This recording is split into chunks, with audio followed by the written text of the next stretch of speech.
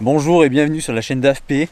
Aujourd'hui je vais te parler de la veste Speedy 4 saisons que je porte là maintenant tout de suite. C'est une veste que tu vas pouvoir utiliser comme son nom l'indique par toutes les saisons. Je voulais te tourner la vidéo à l'extérieur mais c'est pas possible parce qu'il attaque de pleuvoir hein. Donc là c'est pas de chance.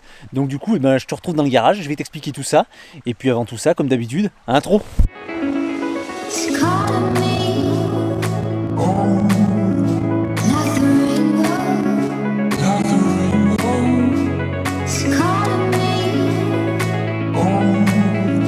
Alors je te vois tout de suite arriver, non mais c'est pas possible, une veste qui te tient chaud en hiver mais qui te tient pas chaud en été, c'est impossible. Et ben si, chez Speedy, ils se sont sortis des doigts. Alors que je t'explique, pour pas que tu aies trop chaud chez Speedy, ils t'ont mis des grosses zones au niveau du torse, pour pas que tu aies trop chaud. Ça tu les ouvres à l'aide de scratch et des fermetures éclairs. Pareil, au niveau des bras, ils t'ont mis des grosses ouvertures, là et là. Ils en ont même mis jusqu'aux épaules, donc ça veut dire que tu peux ouvrir jusqu'ici et jusqu'ici. Et ils ont mis aussi deux sorties d'air au niveau du dos. Enfin là, tu peux pas les voir, hein, parce que c'est derrière moi. Leur système d'aération, il est vraiment génial. C'est impressionnant parce que du coup, à l'intérieur de la veste, ça fait un gros courant d'air. Pour ressortir derrière le dos, je te jure, à l'intérieur, c'est une tornade le truc. Non, sérieusement, j'ai roulé tout l'été avec, j'ai jamais eu trop chaud. Et pourtant, on s'est chopé les 30 degrés à l'ombre pendant la canicule cet été. Bon, après, si t'es en ville et qu'il fait 30 degrés à l'ombre, et ben là, t'as pas le choix. Tu sues du cul, c'est comme ça, c'est la vie. Avec n'importe quelle veste, c'est pareil. Petit tip du jour, si tu veux arrêter de suer, et ben tu t'arrêtes pas de rouler. Pour faire face au froid, et ben quand ça caille à la maison, et ben tu fermes toutes les portes. Là, c'est pareil.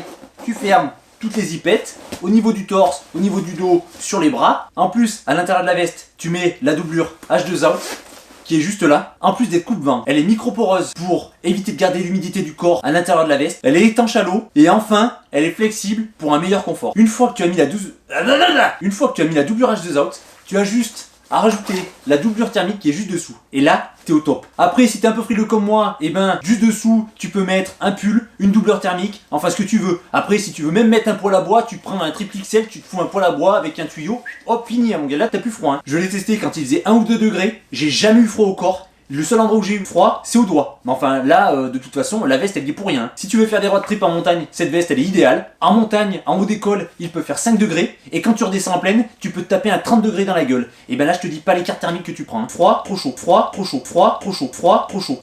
Il va continuer à faire ça longtemps, lui. Jour, nuit, jour, nuit. Avec cette veste, tu auras juste à t'arrêter 10 secondes, tu mets ta doublure thermique et on n'en parle plus. Après, si tu roules toute la journée sur l'autoroute avec des températures négatives, et ben là, t'auras pas le choix. Hein. Faudra investir dans une veste chauffante. Hein. Mais enfin, faudrait être un peu con quand même de rouler toute la journée par des températures négatives sur l'autoroute. Hein.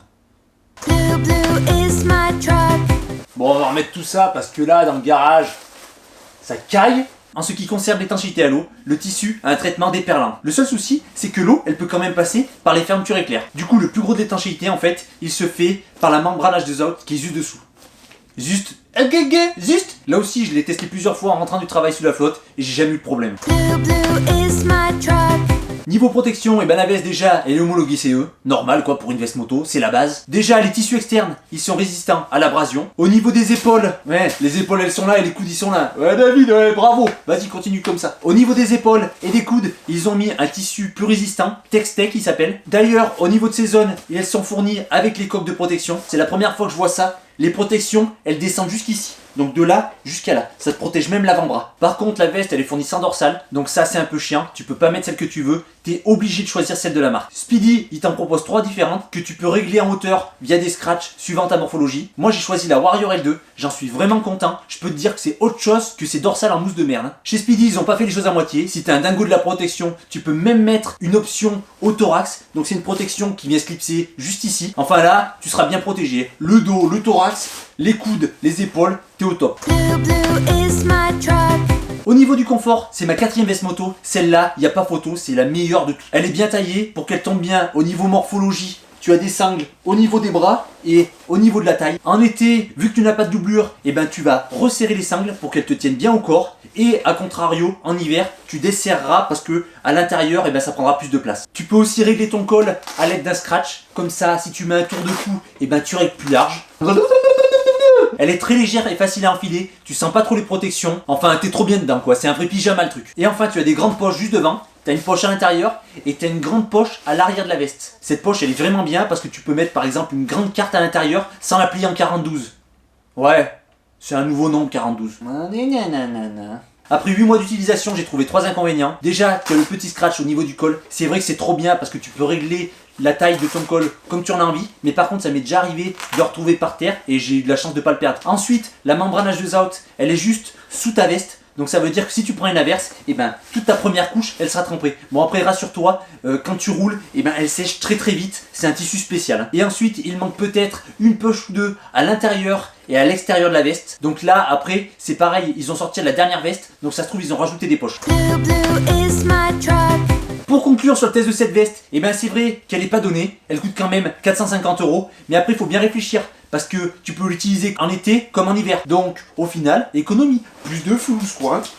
Niveau protection, c'est le top. Tu as des tissus et des coques de qualité. Elle est super confortable et légère. C'est de loin la meilleure veste que j'ai jamais eue. Elle a tous les avantages qu'on recherche dans une veste moto. Confortable, elle a des bonnes protections. Tu peux l'utiliser à toutes les saisons. Elle est de super bonne qualité. Elle est étanche. Elle te tient pas trop chaud l'été et elle te tient chaud l'hiver. Et bien avec tout ça, je vois pas ce que tu cherches de plus. Hein. Là, t'as tout. Ouais, t'as tout. J'espère que la vidéo elle t'aura plu. Il y en a plein d'autres qui arrivent. Eh, t'attends quoi pour aller rouler ?